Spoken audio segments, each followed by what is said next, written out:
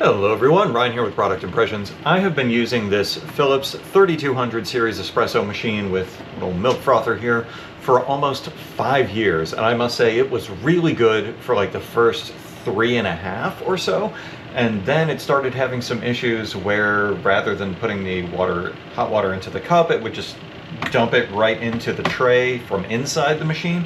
I never had a problem with grinding the beans or anything, but every once in a while it would leak water and basically the sealing of the water tank is not the best.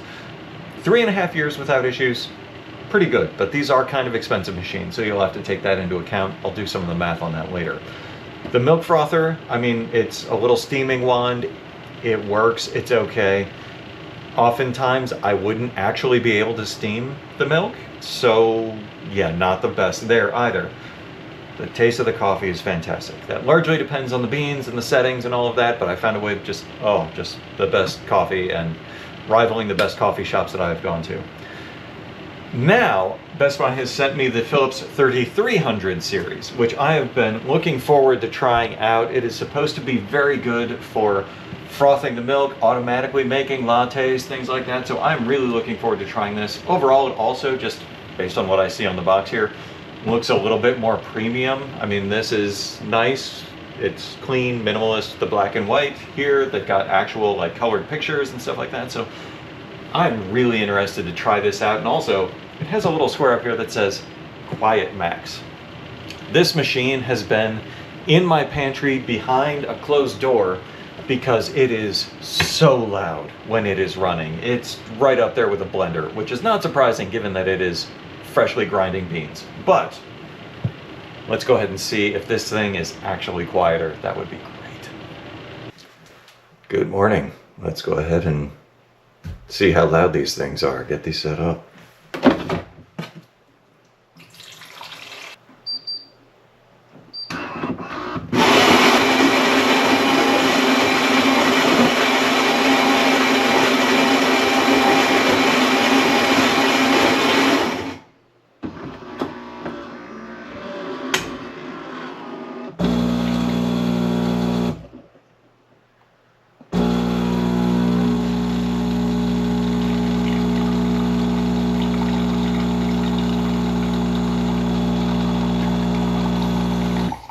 Alright, so the old machine hovers around 72 to 74 decibels, somewhere in that range, while it is actually grinding the beans, and dispensing water is a little bit lower, around 68 to 72, somewhere in that range.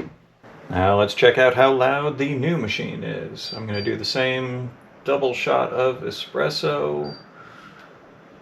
There we go.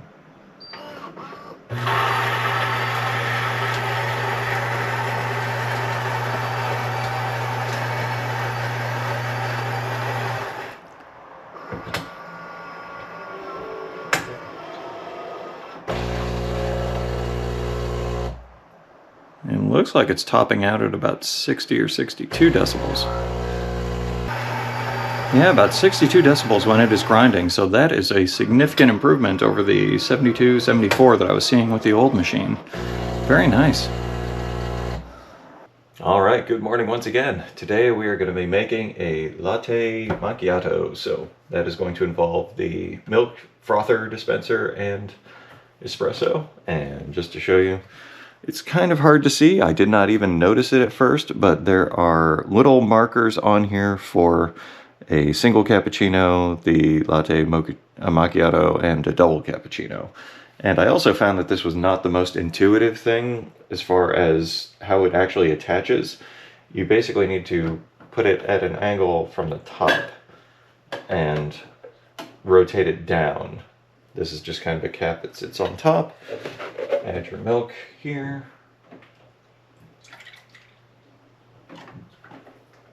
That's a good amount of milk.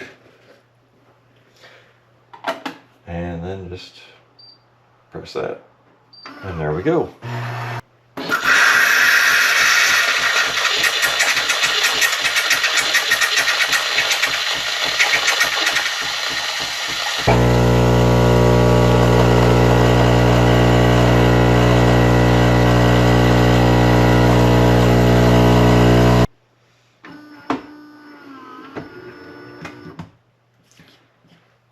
All right, when the milk frother kicked on, it spiked up to about 80 decibels, so that is the loudest that this machine gets. And I must say also that I have used other things in here rather than strictly normal whole milk dairy, so I often like to have a little bit of a flavor to it, so using a Starbucks non-dairy almond and oat milk creamer for more of a vanilla latte flavor.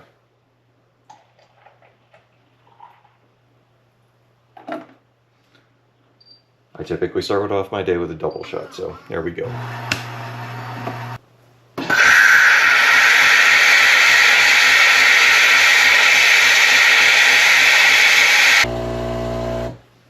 As you can tell, the non-milk creamer there did not froth in the same way, but it still works reasonably well. It still heats it up and makes it a nice, pleasant drinking experience. And you can still see that's a reasonable head on the phone.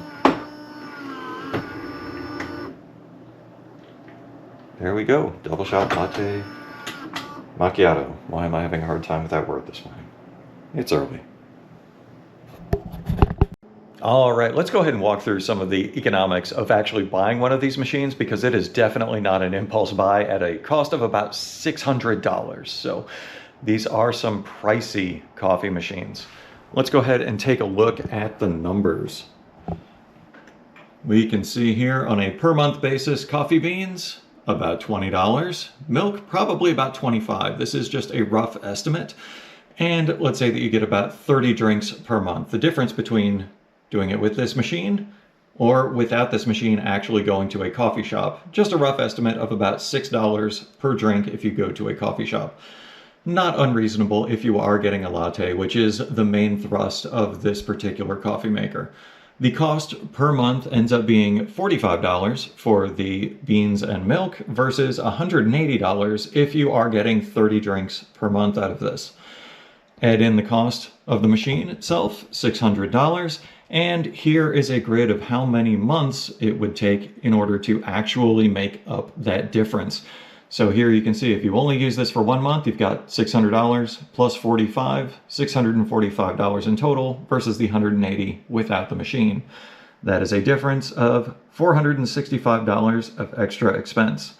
By the time you get down here, between 4 and 5 months, you have paid for it, and the savings start racking up really quick. Where did I get the number for $20 worth of beans? That would be because this is what I get on a regular basis. It is a monthly subscription costing about $20 per month. And I have found that this one bag of beans is good for basically 1 month for me. So now that we have gone over all of that, you can see it actually saves you money starting between 4 and 5 months. You actually start saving money, spending less on coffee, not having to drive out someplace, and also getting a really nice cup of coffee. Overall, I would say that this is very good. Even if this machine only lasts for about as long or even half as long as the previous model that I had, I mean, the previous one still works. It's got some leaking issues. Sometimes you have to brew an extra cup because it doesn't dispense the water correctly in order to actually give you the coffee. But it worked fine for about 4 years. So if we actually stretch this out a little bit further even, there we go. Within 1 year, you are saving more than $1,000.